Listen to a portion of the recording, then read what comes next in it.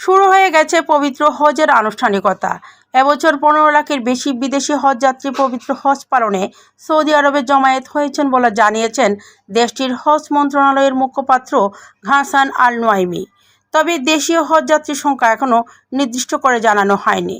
হজ ইসলামের 5টি স্তম্ভের একটি এবং এটি এমন একটি ধর্মীয় বাধ্যবাধকতা যা প্রত্যেক সামর্থ্যবান মুসলমানের জীবনে অন্তত একবার পালন করা ফরজ। 4 জুন স্থানীয় সময় বুধবার দিনভর বিশ্বের নানা প্রান্ত থেকে আসা মুসলমানরা আরাফাত ময়দানে জড়ো হন। অনেকে হাঁটতে হাঁটতে আরাফাতে পৌঁছান, সঙ্গে ছিল তাদের ব্যাগ ও অন্যান্য মালপত্র। এদিন তাপমাত্রা ছিল 40 ডিগ্রি সেলসিয়াসের কাছাকাছি, যা হজযাত্রীদের জন্য ছিল বড় চ্যালেঞ্জ। ধর্মীয় বিশ্বাস অনুযায়ী আরাফার দিন হলো বছরের সবচেয়ে পবিত্র দিন, যেদিন আল্লাহ তার বান্দাদের সবচেয়ে কাছাকাছি আসেন এবং তাদের গুনাহ মাফ করেন।